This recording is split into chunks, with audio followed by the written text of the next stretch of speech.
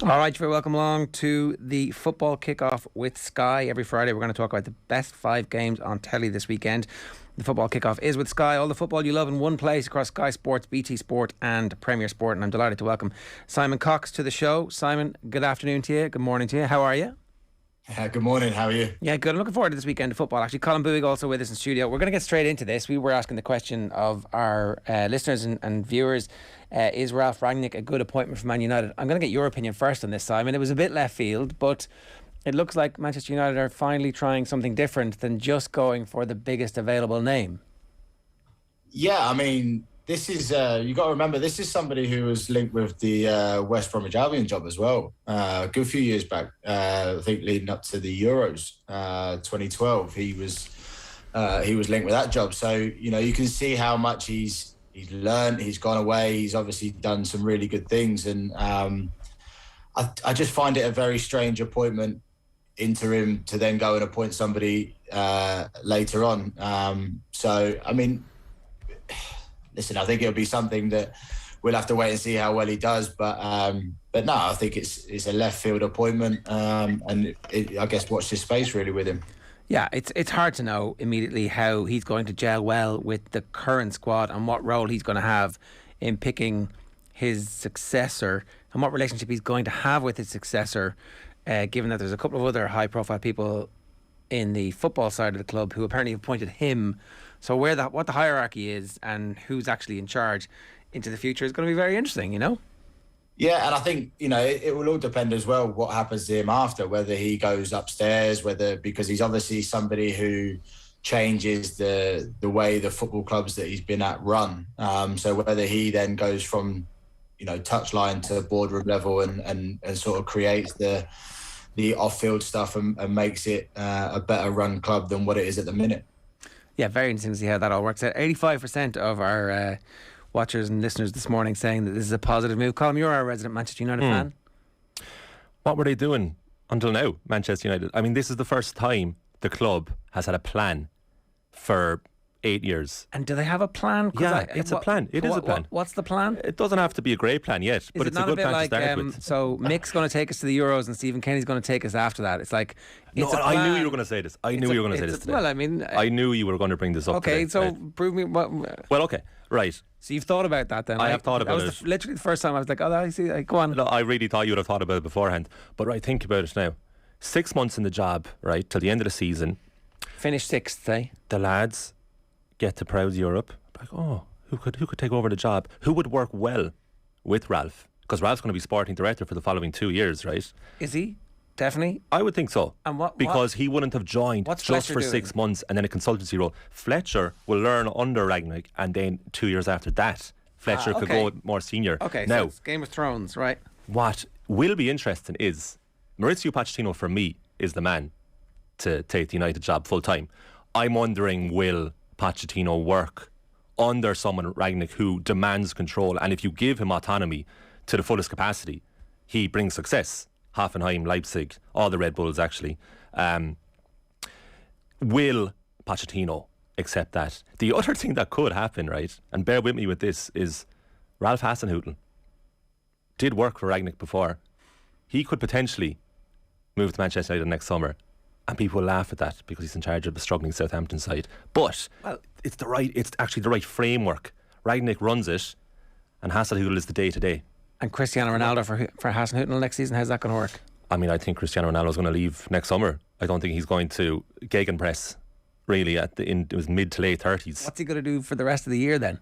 I think they're still going to play him because he is still... I mean, it's the greatest... it's the greatest conundrum. I don't know what you think, Simon, but it's the greatest conundrum of, like, Ronaldo's biggest strength is his goals. His biggest weakness is his lack of movement. So which do you go for? For me, you go for the former. I don't know what you think, Simon.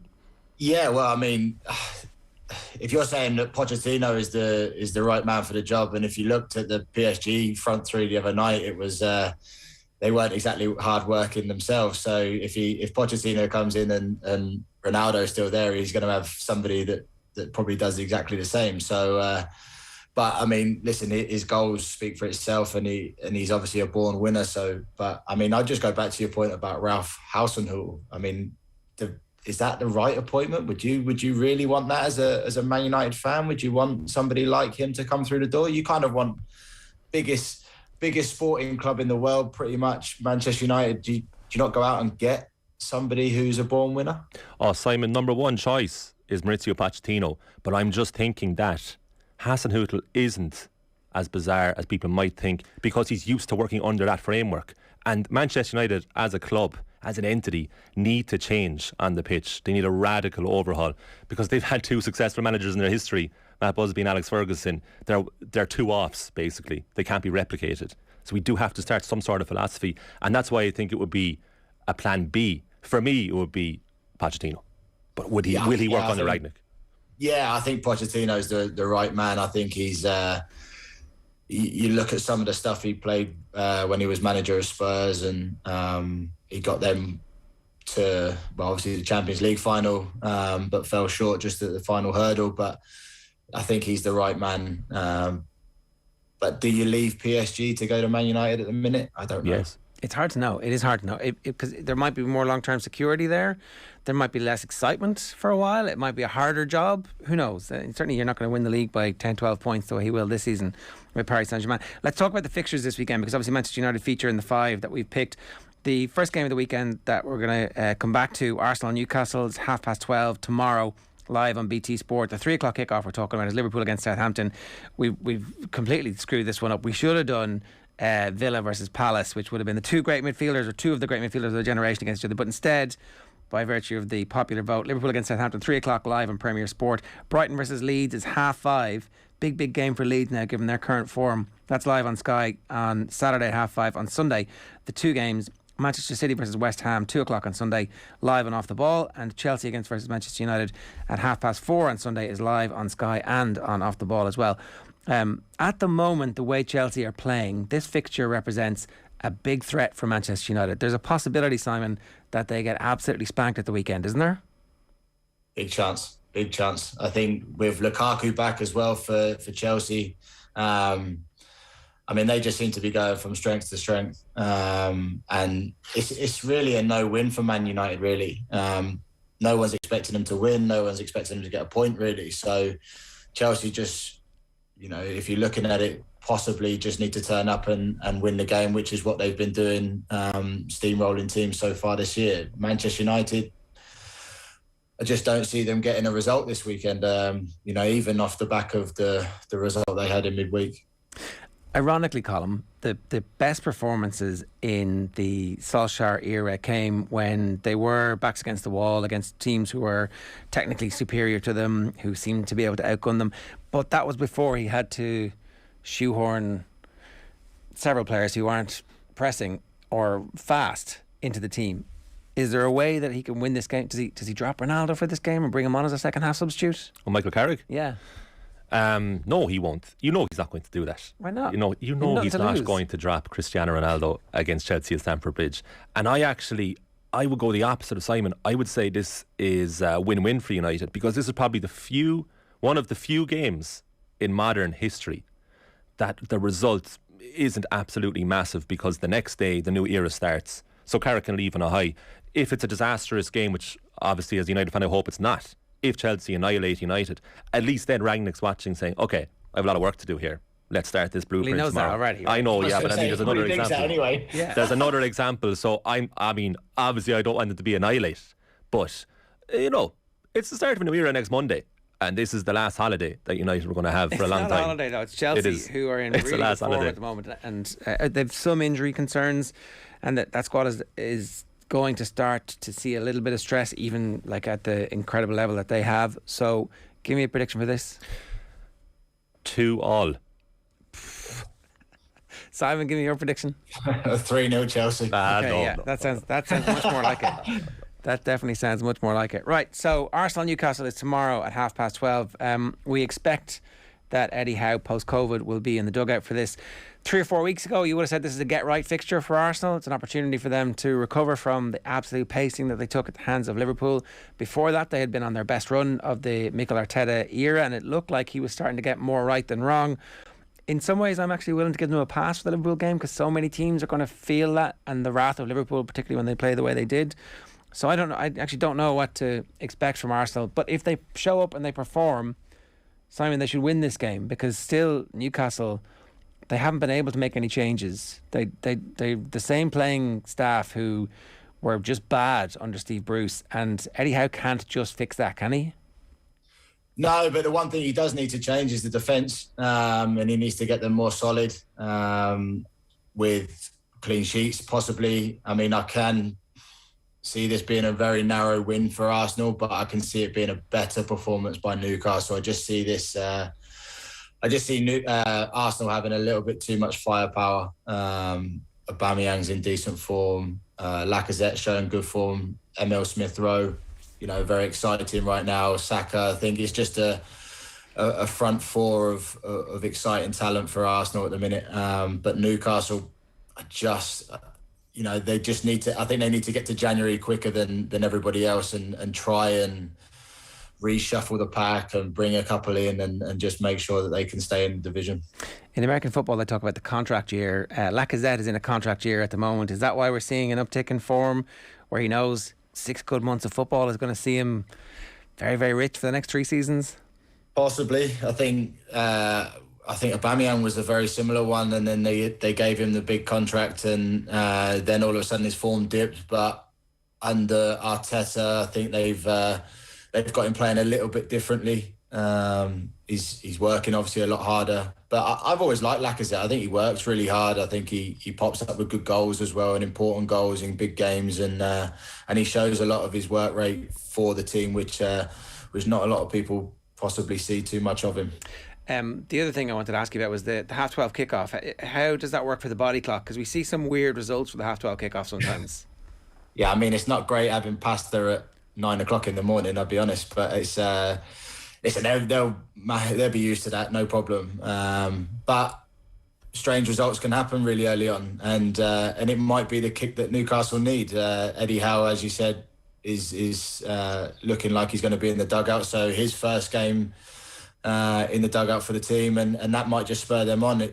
Like I said, I think it could be a narrow victory for Arsenal, but it'll be a better performance for Newcastle. Yeah, it's quite a lot of mounds of jiggly flesh that we're expecting from the Newcastle fans. It's a weird trip for them to have to make up at like 2 a.m. to get there in time to make kick-off. Yeah, and it's one of those guaranteed Premier League results in history that Arsenal always beat Newcastle at home. 2-0, 3-0. The last, since they came back up, Newcastle in 2017, I think they've lost an aggregate 10-0 at the Emirates.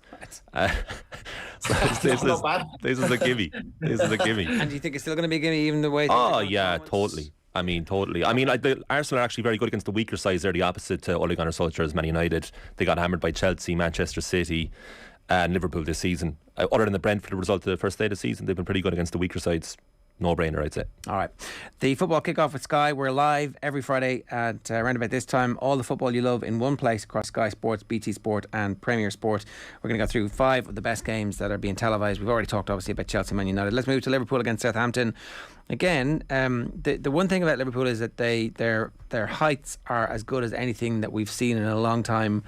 But there have been moments where, the Brighton game for example, you think the game is done and dusted, but their defence has just been a little bit flaky, or they've become a little bit complacent. What's behind this, Simon? Why have they been inconsistent in some of these league games against lesser opposition particularly? I don't know. I think West Ham more so was, you look at the way that they're playing at the minute, so they're in good form and they're sort of rolling that roller coaster of having good results. So was probably a tougher game. The Brighton game, I think it just showed that they were lazy in their mind, going from 2-0 up and drawing the game 2-2. So they just probably switched off a little bit in that game. But I don't think that'll happen again this week, although be it Southampton are in decent form. 3 wins, 1 draw, 1 defeat in their last 5 games. But I mean, it's a tough ask to stop probably the best front 3 in world football at the minute. So I see this being a pretty comfortable result for Liverpool, being honest. Okay, it's hard to disagree, isn't it? Yeah, I mean, Ralph Hasenhüttl will be distracted by the future Man United job anyway, so how's he going to focus on this game? You know what I mean? Simon, I was wondering, do you think this is the best iteration of Liverpool under Jurgen Klopp, or was the team that won the Premier League better? Because they're very strong this season. very strong. I think the depth that they've got this year, with the resurgence of, or the depth of like Curtis Jones, and I know Harvey Elliott at the start of the season, but he's injured at the minute. But just even things like Minamino coming on the other night and scoring, they just seem to have that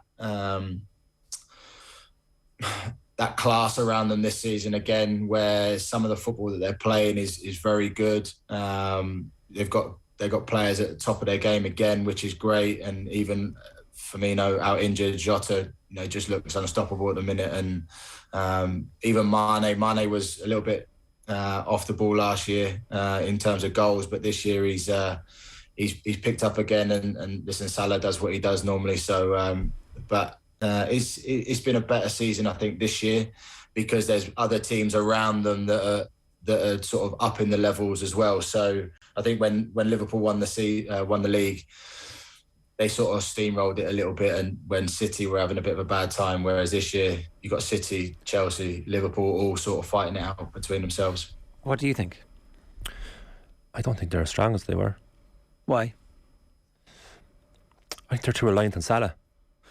I would say that you are reliant on Salah because he's like... No, it's a good thing to be reliant on, yeah. Messi levels. The only thing I would say that is different between the year that they steamrolled everybody is that Virgil was in the conversation for like World Player of the Year. If you wanted to stretch it, you could easily make the case. Just at the moment, he's not back to that level. He hasn't recovered post-injury to the level that he was at before. And Alisson also looks a little bit like, some days I'm just going to get beaten at a cross for a corner and complain about the tackle on me. Whereas actually, you're a big lad, you can push them out of the way, and you'll get away with actually pushing them out of the way. So their form is like a few percentage points back from where it was when they were killing everybody. Well, with Alisson, you're talking about the West Ham match there, really. I mean, he's still one of the best goalkeepers in the world by far. Was there not? Did he not throw it out to one of the strikers midweek and get away with it? We're just talking about Premier League. Well, there you go. I just think that, like, in terms of they're better this year as a collective. That I don't think they're as reliant on Salah this year. I think he's turned it around this year in terms of being a bit more of a team player. Yeah, he's got a lot more assists this season than he probably did in the season that they won the Premier League. Matip is in great form because Van Dijk isn't at the level probably he was pre-injury. But even Tsimikas coming into the team Tsimikas looks decent, right? Whereas it was like a great backup to Robertson. Do you know what I mean? So this is where I think they're a little bit more strength in depth this year. They're not reliant on the 11 that won the league pretty much. This year they've got people who can come in, even like Nico Williams is played it during midweek is a decent person to have on the odd occasions here and there. Let's see how they get on, and if they start winning these games routinely now over the rest of the season, it's going to be very interesting because it'll be very difficult to stop them, and those big games against the other teams in the top three in particular are going to count for a lot. Brighton against Leeds kicks off at 5:30 on Saturday evening. Brighton's form has actually been a bit patchier than maybe people give credit for. Like, they were absolutely brilliant and then that kind of disappeared for over the last while. Yeah, it was the Liverpool game. It was really, really impressive. It's a really impressive performance at Anfield. But since then, they've kind of gone off a cliff. And I think you're right. I think people assume that they're doing better than they are because Graham Potter is doing such good stuff with them as a structural team. They're much, much better. They're much greater than some of their parts. They don't really have any superstars. Trossard's a very good player. But they're kind of struggling for wins, aren't they? They're not ruthless. And there's a lot of teams in the Premier League that struggle with a lack of cutting edge in the final third. And Brighton are very much one of those teams. What's going to happen this weekend? I think that's a 0-0 draw. All right. Yeah. Simon? Yeah, I think that. Yeah, no, I agree. I think, no wins in 6 for Brighton, and Leeds are struggling for that second season in the Premier League. And Leeds are actually my tip at the start of the season to go down. I really didn't see them. Leeds. Yeah, why? I just think that they the first season they came up, they played that high energy, run everywhere, run over people, follow everyone everywhere on the pitch kind of football. And Bamford was scoring goals. This year they've had a lot of injuries. Teams have worked them out. They've been able to sort of They've come unstuck in a lot of games this year, and they're not scoring any goals. And I just see them really, really struggling this year. Okay, and look, that was a brilliant prediction. You still think they're going to go down because they're very, very close to it now, and all they need is one of those three teams below them to go on a bit of a run. Well, that's where like the likes of Newcastle getting to January is going to be massive, because I don't see Leeds going out and spending, 30, 40, 50 million on players to keep them in the league. I think they're quite methodical in the way they go about their business, whereas Newcastle can go out and spend 40, 50 million on players and try and turn it around. Whereas I think Norwich are probably gone. And then it's 2 from about 5, I think, at the bottom there. Yeah, I wouldn't be terribly surprised if Brentford got sucked back into it either.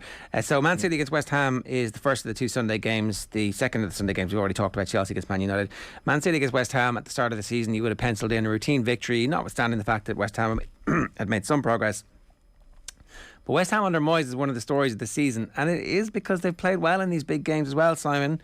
So I wouldn't be terribly surprised if they were to smash their way to a draw here. No, I wouldn't either, but I think that at City is a little bit different to being at the London Stadium. So I just see this, if Foden is back playing, obviously he had a injury or rest or whatever it was during the week. But I just see City. This would be a test for West Ham. This would be, I know they sort of beat Liverpool, but I just see this being the next test for them. To see if they are a bit of the real deal this year. They are the sort of Leicester of years gone by, where they've overachieved. And if this is, if they are the real deal, then they'll get something from this. If they don't, then it will just be the routine result that everybody probably expects. Yeah, they should definitely be trying to dream of finishing 4th. That's what it's not beyond the bounds of possibility this season, given all the mess that's happening around Manchester United. Well, they're there now, but the problem is we're only in November. People get very excited this time of year. There's a lot of the season left. Yeah. I would say 5th or 6th is an unbelievable performance by West Ham, and I'm delighted for David Moyes too. It is. It's a transformative moment for that team to get into the Champions League. Because huge. But I don't think they will. Then you can start signing players, and you can keep Declan Rice. Well, but even if they continue the way they are in the Europa League, it's a big thing for them. But finishing top 4, top 5 in the Premier League is going to be a massive thing for them. And obviously they've had the new investment as well, so that might be interesting to see what they do in January if they're able to bring in players. Yeah, and Moyes' transfer record with West Ham is excellent so far. They've had far more hits than misses, so fair play to them on that point. At the same time, it sounds like you're both predicting a win for City here. Yeah, I'd say so. Easy peasy. All right, every week we're going to give you on Instagram an opportunity to choose your 5-a-side made up of the players competing in some of our selected games. This week we messed up and pitched Liverpool's Van Dijk against Crystal Palace's Mark Guehi rather than a Southampton defender, so it was pretty one-sided, I suspect, when the vote came to that one. Aaron Ramsdale versus Carl Darlow. This was our poll, and Ramsdale won. Van Dijk obviously in a landslide. We had Pascal Gross versus Matthias Klitsch. Klitsch won that one. Gundogan versus Declan Rice. Gundogan just shades it, I think. That's an interesting competition at the moment, right? And then it's Rashford versus Colm Hudson-Odoi. Rashford also edging it. That's just a factor of the fact that we got more Man United fans. We find that anytime we put Declan Rice in a poll, Simon, he doesn't win. he doesn't do very well for some reason. Right. Yeah, I can imagine why. Yeah. So tell me, how good is Declan Rice compared to somebody like Gundogan at the moment? I know they're very, very different players, but Rodri maybe is a better comparison. What level is he actually at the moment? He's not at Rodri's level, is he? But he is a very good player, and he's gone from strength to strength. I actually didn't see what all the fuss was about until about a season ago, where he started to dictate games and just break up play, and he has that knack of being in the right place to break up play, which is what he's in the team to do. Really, he's not in the team to create anything, and similar to sort of Rodri, although the goal he scored the other night was ridiculous. But he's there to break up play and give it to the front players, and but he is a good player, and he deserves to go up to the next level. But obviously at the minute, would you be at Man United or West Ham at the minute? I don't know, but just on position in the table. But I just see him not being at West Ham for very much longer. No, and he's the type of player who would transform Man United. They could suddenly have a little bit more faith in their defence, and the forwards could feel like they're free to go. Yeah, I mean, is he not the best player in the league in that position? I mean, I would say he is. So you would have him ahead of... You'd have him over Rodri? Oh yeah, I mean, Rodri scored an unbelievable goal last week, and I think his percentage points of popularity have gone up about 10 as a result of the great goal. But I would all day long have Declan Rice. Would you? Oh yeah. Well, why would you have Rodri over Rice? Do the Wise Guy comparison for us this week, and come back to us next week and tell us exactly how they get on, because it feels like it's an instinct thing, right? You're not basing that off. I just see that Rodri he does a lot more for the team in terms of like he gets the attack started. He's able to break up the play a lot. Listen, in Man City's team, it's probably a lot easier to play this sort of free flowing keep ball football that they want to. But you'd have him also over Kante. You'd have him also over Fabinho. Rodri? Oh, no, well, Declan Rice. Colm here saying that he'd have him as the best player in the league in that position. So he's ahead of Fabinho. He's ahead of... Fabinho's injured a lot. Not for me. I think he's sort of next bracket down. He's probably not in the top bracket yet. But if he goes to a better club, then I see what Colm's doing here. He's preparing the way for when he arrives at Manchester United. For saying we've got the best player in the league here. That's what it is. Age profile. Injury profile, it's really good. The age profile isn't today, right? Today you said he's the best player in the league in that position right now. The age profile isn't actually part of that. I would say that's potential. When Manchester United signed Roy Keane from Nottingham Forest, age profile, he could very much become the absolute dominant midfielder in the league. And I'm not saying Rice is in Keane's category. I'm not even saying Rice is as good a player as Rodri. That's what that was. Or Kante, or Fabinho, but I'd have him over all of them. All right, on that note, Simon Cox, good stuff. Thanks a million for joining us. Cheers. Cheers, Simon. Cheers, guys. Thank you. That's the football kickoff with Sky, live at 10:30 every Friday, right here on all the OTB channels. All the football you love in one place across Sky Sports, BT Sport, and Premier Sport. We'll see you next week. Take care. The football kickoff with Sky. Watch every single live Premier League game on Sky Sports, BT Sport, and Premier Sports.